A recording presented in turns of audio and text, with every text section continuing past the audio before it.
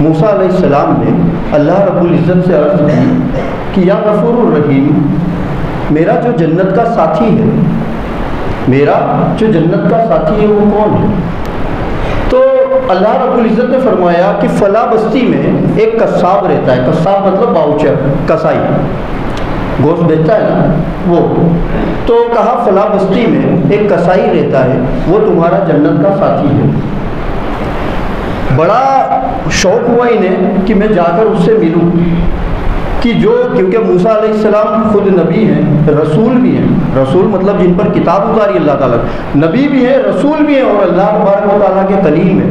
Direct بات کرتے تھے اللہ سے، اور کسی پیغمبر کو یہ سعادت حاصل نہیں ہوئی ہمارے نبی کے علاوہ.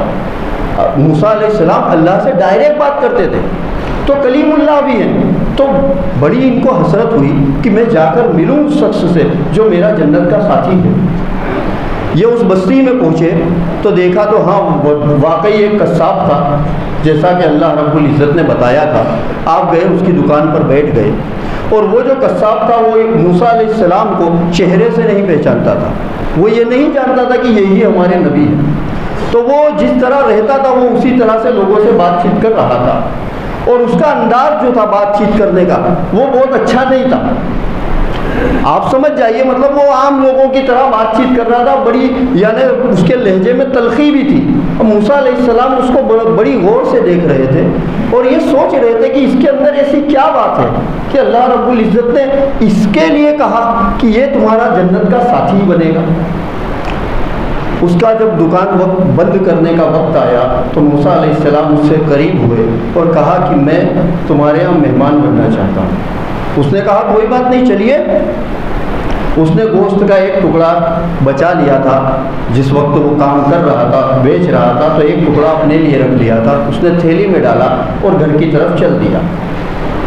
اب موسیٰ علیہ السلام نے اس غرض سے اس کو کہا کہ میں تمہارا مہمان بننا چاہتا ہوں تاکہ میں اس کے گھر جاؤں اور دیکھوں کہ ہو سکتا ہے کہ گھر میں کوئی عمل یہ کرتا ہو، کیونکہ باہر تو مجھے اس کا کوئی عمل ایسا نظر نہیں آیا، اس طرح کا اس کا کوئی عمل نظر ہی نہیں آیا کہ یہ جنت میں بھی جا سکے. جنت میں میرا ساتھی بننا تو بڑی بات، جنت میں بھی چلا جائے ایسا تو کوئی عمل نظر نہیں آ رہا. تو اس خیال سے، اس غرض سے موسیٰ علیہ السلام نے فرمایا کہ میں تمہارا مہمان بننا چاہتا ہوں. اس نے کہا ٹھیک ہے حضرت چلیے. اب یہ دونوں جب ساتھ آئے، جب موسیٰ علیہ السلام اس کے گھر پہنچے تو اس نے گوشت کو دھویا، برابر سے اچھے سے صاف کیا، موسیٰ علیہ السلام کو ایک طرف بٹھا دیا. موسیٰ علیہ السلام یہ سمجھے کہ شاید میں اس کا مہمان ہوں، اس لیے یہ گوشت کو بہت اچھے سے صاف کر رہا ہے. بٹھا دیا، اس نے گوشت کو صاف کرا، برابر سے اچھے سے پکایا. جب کھانا بن کر تیار ہو گیا، اس نے پلیٹ میں کھانا نکال کر لایا، اور پھر موسیٰ علیہ السلام سے کہا کہ آپ تھوڑی دیر انتظار کیجئے، پھر ہم کھانا کھائیں گے. آپ کچھ دیر ٹھہریے، پھر ہم کھانا کھائیں گے. موسیٰ علیہ السلام نے کہا کہ ہاں ٹھیک ہے. اس کے بعد وہ اندر ایک اور کمرہ تھا، جب ادھر کی طرف گیا تو موسیٰ علیہ السلام بھی پیچھے گئے. تو جا کر کیا دیکھتے ہیں کہ اس کی ایک ضعیف ماں ہے، ضعیف ماں ہے جو ایک دم لاچار ہے، جو بستر سے اٹھ نہیں سکتی. یہ گیا، سب سے پہلے اپنی والدہ کا اس نے چہرہ صاف کیا، چہرہ صاف کیا، پھر نوالا بنایا اور نوالے کو اپنے منہ میں ڈالا. ماں کے منہ میں نہیں ڈالا، نوالا اپنے منہ میں ڈالا. اس کو چابا، اس کو چبایا برابر سے، کیونکہ اس کی جو والدہ تھی ضعیف، بوڑھے پن کی وجہ سے اس کے منہ میں دانت بھی نہیں تھے، تو وہ گوشت یا روٹی کو چبا نہیں سکتی تھی.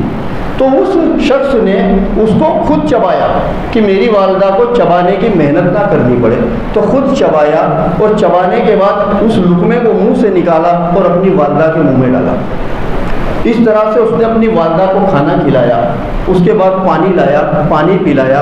پھر اس کے بعد اس کے چہرے کو دھویا، اس کو صاف کیا. اس سے پوچھا والدہ اور کوئی حاجت ہے، اور کوئی حکم ہے میرے لیے؟ ماں نے کہا نہیں بیٹا، اب کوئی حکم نہیں، میں نے کھانا کھا لیا. اس کے بعد وہ باہر آیا. اب موسیٰ علیہ السلام اور پھر موسیٰ علیہ السلام کو کھانا کھلایا. اب موسیٰ علیہ السلام یہی سوچ رہے تھے کہ اس کا ابھی تک کوئی عمل نظر نہیں آیا، کیونکہ اس نے صرف ماں کو کھانا کھلایا تھا. موسیٰ علیہ السلام کے دل میں یہ خیال تھا کہ شاید یہ لمبی نمازیں پڑھتا ہوگا، خوب عبادتیں کرتا ہوگا، ذکر الہی میں مست رہتا ہوگا، لیکن ایسا کچھ نظر نہیں آیا. موسیٰ علیہ السلام کھانا کھا رہے تھے اور یہی سوچ رہے تھے کہ ابھی تک تو ایسا کوئی عمل نظر نہیں آیا. شام ہوئی تو موسیٰ علیہ السلام کو یہ خیال آیا کہ شاید یہ رات میں قیام لمبا کرتا ہوگا، پوری رات شاید یہ عبادت میں گزارتا ہوگا۔ تو موسیٰ علیہ السلام نے کہا کہ میں رات یہی ٹھہر جاؤں۔ اس نے کہا ہاں ٹھیک ہے ٹھہر جائیے، کوئی بات نہیں۔ اب رات جب ہوئی تو موسیٰ علیہ السلام اس کی ہی طرف ان کا دھیان تھا، ان کی توجہ اس کی ہی طرف تھی کہ دیکھو یہ رات میں کیا کرتا ہے۔ اب انہوں نے دیکھا تو وہ تو چادر تانا اور سو گیا، کوئی عمل نہیں، کوئی نماز نہیں، کوئی ذکر نہیں۔ لیکن موسیٰ علیہ السلام نہ سوئے، وہ یہ سوچنے لگے کہ شاید میں اس کا مہمان ہوں، مجھ سے چھپانے کے لیے شاید یہ جان بوجھ کے ایسا کر رہا ہے تاکہ میں سو جاؤں پھر یہ اٹھے۔ تو موسیٰ علیہ السلام بھی جاگتے رہے کہ میں رات میں دیکھوں گا کہ یہ ایسا کیا عمل کرتا ہے۔ لیکن وہ چادر تان کر سو رہا تھا کہ رات میں موسیٰ علیہ السلام کے کان میں سسکیوں کی آواز آئی، کسی کے سسکنے کی آواز آئی۔ موسیٰ علیہ السلام نے دیکھا تو وہ شخص تو سو رہا تھا، وہ تو سو رہا تھا۔ یہ پلٹ باہر نکلے اور جب پڑوس والے کمرے میں دیکھا جس میں اس کی والدہ تھی تو کیا دیکھتے ہیں کہ اس کی والدہ جو ہے نا اس کے دونوں ہاتھ اس نے یوں آسمان کی طرف اٹھائے ہوئے، آسمان کی طرف اٹھائے ہوئے اور سسک سسک کر رو رہی ہے، اور وہ یوں کہہ رہی ہے کہ یا پاک پروردگار، یہ جو میرا بندہ ہے نا یہ بڑا عبادت گزار نہیں ہے، یہ بڑا نیک نہیں ہے، یا پاک پروردگار بڑا گناہگار ہے، میرا یہ بیٹا جو ہے یہ بڑا گناہگار ہے، یا پاک پروردگار یہ تیری عبادتیں بھی نہیں کرتا، یہ لوگوں سے ٹھیک سے بات بھی نہیں کرتا، کام کاج بھی پتہ نہیں کیسے کرتا ہے کیسے نہیں، حلال کی کماتا ہے یا حرام کی مجھے یہ بھی نہیں پتا، لیکن یا غفور الرحیم یہ میری بڑی خدمت کرتا ہے، یہ میری بڑی خدمت کرتا ہے، اور یا غفور الرحیم میں اس سے راضی ہوں، اور یا پاک پروردگار تو بھی اس سے راضی ہو جا، اور تو اس سے اس طرح سے راضی ہو، اس طرح سے راضی ہو کہ جو میرے پیغمبر ہیں تو جنت میں ان کا ساتھی سے نصیب فرمانا، تو جنت میں ان کا ساتھی بنانا۔ موسیٰ علیہ السلام نے جب ان کی دعا سنی، موسیٰ علیہ السلام کی آنکھوں میں آنسو آ گئے، فوراً پہنچے اس کی جو چارپائی تھی اس کے پاس، کہا ماں تیری دعا قبول ہو گئی، ماں تیری دعا قبول ہو گئی، تو نے تو یہ مانگا تھا اللہ تعالیٰ سے کہ جنت میں ساتھی بنانا، دیکھ اللہ تعالیٰ نے دنیا میں ہی ساتھی بنا دیا، دنیا ہی میں مجھے تیرے بیٹے کے پاس بھیج دیا۔ تو دوستو ماں کی دعا بدعا اتنی اثر رکھتی ہے۔ دیکھو یہ جو شخص تھا نہ یہ کوئی صحابی تھا، نہ یہ کوئی ولی تھا، نہ ہی کوئی نمازی تھا، نہ ہی کوئی روزے دار تھا، صرف اس کے ساتھ اگر کوئی چیز تھی تو وہ اس کی ماں کی دعا تھی۔ ابھی ہمارے درمیان سے تہوار گزرا ہے، سبھی لوگوں نے صحیح سنی صحیح العقیدہ جو سنی حضرات ہیں انہوں نے نظر و نیاز اپنی اپنی حیثیت کے مطابق کی ہوگی، لیکن یہ جو ہمارے ہاں تہوار آتے ہیں یہ کس لیے آتے ہیں؟ یہ 1500 سال کی جو تاریخ ہے، جو 1500 سال کی باتیں ہیں، جو یہ روایات ہیں، انہیں کتابوں میں محفوظ کس لیے کیا گیا؟ یہ ہمارے تک کیوں پہنچائی گئی؟ وہی اس لیے کہ ہم ان چیزوں کو سمجھیں۔ یہ کہ وہ جو موبائل میں جو اپڈیٹ آتا ہے نا کچھ دنوں میں اس کو اپڈیٹ کرنے کے لیے، تو یہ ہمارے ایمان کو اپڈیٹ کرنے کے لیے تہوار آتے ہیں کہ ہم سمجھیں۔ ہم نے نظر و نیاز کی، فاتحہ خوانی کی، جو جس کی حیثیت تھی وہ بنایا، اور اپنے احباب احبہ اور محلے والوں کو اور پڑوسیوں کو کھلایا، یہی کیا اس تہوار میں۔ لیکن کئی لوگ ایسے ہیں جنہوں نے یہ سب کچھ بڑھ چڑھ کر کیا، لیکن وہ اپنے والدین کے وہاں انہوں نے اس میں سے شیرینی نہیں بھجوائی۔ تو بتائیے اگر ایسا کسی نے کیا ہے تو اس کو یہ نظر و نیاز کرنے کا کیا فائدہ؟ ایک فرمان سنیے میرے آقا صلی اللہ علیہ وسلم کا۔ میرے آقا صلی اللہ علیہ وسلم فرماتے ہیں، میں مفہوم بیان کر رہا ہوں اور اس بات کو دل کے کانوں سے سنیے گا کیونکہ ابھی ماہ رمضان بھی آنے والا ہے۔ میرے آقا صلی اللہ علیہ وآلہ وسلم فرماتے ہیں کہ اے لوگو، تم اپنی ہنڈیا سے، ہانڈی ہوتی ہے نا، برتن ہوتا ہے نا جس میں کھانا بنتا ہے، میرے آقا صلی اللہ علیہ وسلم فرما رہے ہیں کہ تم اپنی ہنڈیا سے اپنے پڑوسی کو تکلیف مت دینا، اپنی ہنڈیا سے اپنے پڑوسی کو تکلیف مت دینا۔ مطلب کیا ہوا کہ لڑائی ہوئی تو کیا ہنڈیا سے مارتا ہے کوئی؟ مطلب یہ ہوا کہ جب تم اپنے گھر میں کچھ اچھا بناؤ، پلاؤ بناؤ، بریانی بناؤ، خلیہ بناؤ، گوشت پکاؤ، کچھ بھی بناؤ تو اس کے اندر پانی کو زیادہ ڈال دینا، زیادہ ڈال دینا اور آپ کا جو پڑوسی ہے نا اس کے وہاں بھی ایک پلیٹ پہنچا دینا۔ ایسا نہ ہو کہ آپ کا پڑوسی بھوکا ہو اور آپ کے ہاں بہترین کھانے پکے اور اس کی خوشبو سے اس کا دل تڑپ جائے۔ یہ اس حدیث شریف کا مفہوم ہے، یہ اس کی شرح میں لکھے ہوا ہے۔ آگے فرمایا کہ اگر تم پھل لے کر آؤ تو اس کو چھپا کر لانا، یا تو اتنے لانا کہ اپنے اگل بگل جو پڑوسی ہیں ان کے ہاں بھی کچھ تقسیم کر دو، اور اگر اتنی استطاعت نہ ہو تو پھر پھلوں کو چھپا کر لانا اور انہیں کھانے کے بعد اس کے چھلکے اور گٹلیاں انہیں باہر مت پھینکنا۔ اتنا یہ احترام بتایا جا رہا ہے پڑوسی کا، یہ حق بتایا جا رہا ہے پڑوسی کا، جو ضروری نہیں کہ وہ ہمارا اسلامی بھائی بھی ہو، ضروری نہیں ہے ایسا کہ وہ مسلمان ہی ہو، بات صرف پڑوسی کی ہے کہ وہ کافر بھی ہے تو اس کے اوپر بھی یہ سارے احکامات لاگو ہیں کہ آپ کو اس کے لیے بھی اتنا خیال کرنا ہے۔ تو اب آپ مجھے بتائیے کہ پڑوسی کے لیے جب آپ پھل اس کو دکھا کر نہیں لے جا سکتے تو ایسے کتنی ہی اولادیں ہیں کہ جب باپ بیٹھا ہوا ہے اور جوان بیٹا پھلوں کی تھیلی اس کے سامنے سے لے کر نکلتا ہے اور اپنی بیوی کو لے جا کر دے دیتا ہے، تو بتاؤ اس باپ کے دل پر کیا بیتتی ہوگی؟ اس باپ کے دل کے اوپر کیا بیتتی ہوگی؟ یوں تو یہاں پر زکوٰۃ نکالنے والے ایسے موجود ہیں ہمارے محلے میں، الحمدللہ اللہ رب العزت اور نوازے انہیں، ایسے لوگ موجود ہیں جو لاکھ لاکھ روپے زکوٰۃ نکال دیتے ہیں۔ قربانی کا معاملہ آتا ہے تو ہزاروں روپے کے جانور قربان کر دیتے ہیں۔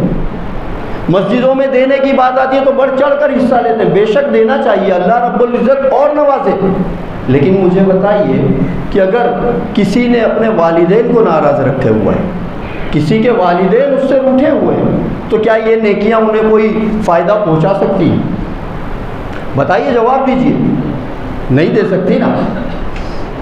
تو جناب اویس قرنی رضی اللہ تعالیٰ، میرے آقا صلی اللہ علیہ وآلہ وسلم، یہ جو تہوار آیا یہ ہمیں اس طرف اشارہ کرتا ہے کہ تم جو کچھ بھی کرو تو سب سے پہلے اپنے والدین کو راضی رکھو۔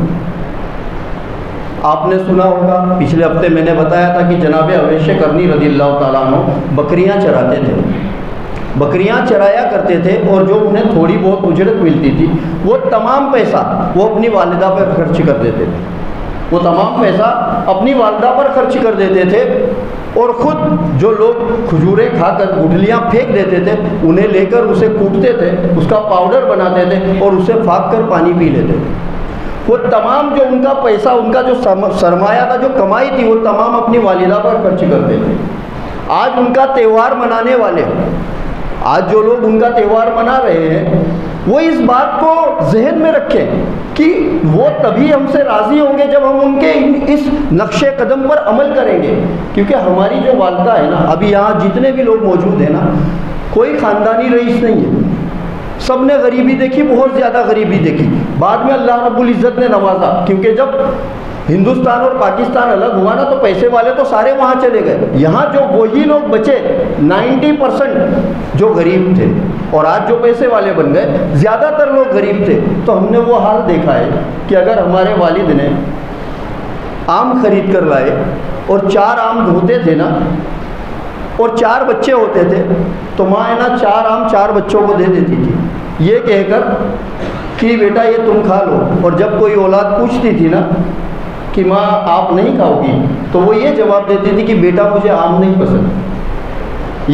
عقل میں آتی ہے یہ بات کہ کسی کو آم نہ پسند ہو، لیکن وہ ماں ان 4 بچوں میں تقسیم کر دیا کرتی تھی یہ کہہ کر کہ مجھے نہیں پسند، اور اگر کبھی بچ بھی گیا اور اس نے سنبھال کر رکھ دیا کہ میں بعد میں کھا لوں گی تو وہ بھی بچوں کو ہی کھلا دیتی تھی۔ تو یہ ماں کا درجہ ہے، ماں نے اس طرح سے ہمارے ساتھ سلوک کیا ہے تو ہمیں کس طرح سے کرنا چاہیے۔ بتانے کا مقصد یہ ہے کہ ابھی یہ جتنی بھی عبادتیں آنے والی ہیں اور آج بھی جو کرنے والے ہیں اور جو کل کرنے والے ہیں، یہ تمام عبادتیں اس چیز کے بنا نامکمل ہیں۔ جیسے اگر کوئی شخص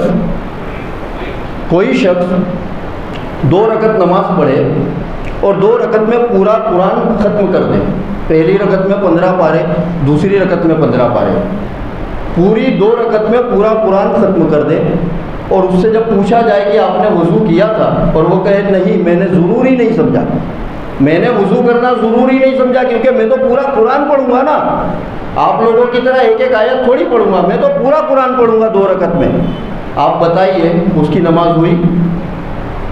نہیں ہوئی نا، پورا قرآن پڑھ لیا، وضو تو نماز کے باہر تھا نا، نماز جب تکبیر اولیٰ سے شروع ہوتی ہے نا، وضو تو اس کے پہلے ہوتا ہے، نماز کے اندر کی چیز نہیں ہے، لیکن اس کے باوجود اس کی نماز نہیں ہوئی۔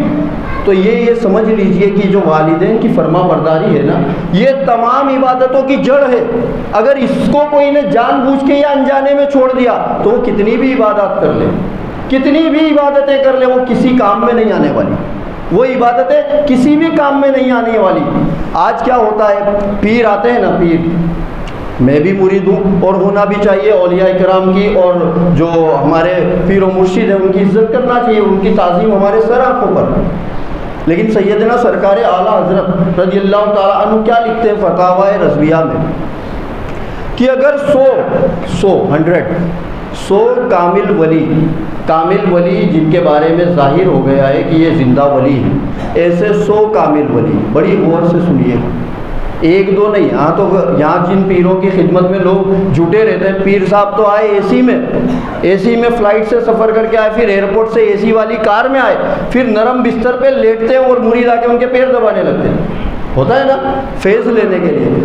اسی پیر سے میری کہی ہوئی یہ بات آپ پوچھنا، انہی پیر سے یہ والی بات پوچھنا جو میں بتا رہا ہوں کہ سیدنا سرکار اعلیٰ حضرت رضی اللہ تعالیٰ عنہ فتاوی رضویہ میں لکھتے ہیں کہ ایسے 100 پیر جو کامل ولی ہیں وہ آپ کا نام لے کر دعا کریں، آپ کا نام لے کر دعا کریں کہ یا اللہ رب العزت اس کے کاروبار میں خیر و برکت کر، یا اس کی بیٹیوں کی شادی کرا دے، یا جو بھی دعائیں کرے، لیکن اگر آپ کی ماں نے یا آپ کے والد نے صرف اتنا کہہ دیا نا کہ یا اللہ رب العزت مت دینا اس کو، تو وہ 100 پیر کی دعا ایک طرف اور تمہاری والد یا والدہ کی بد دعا ایک طرف۔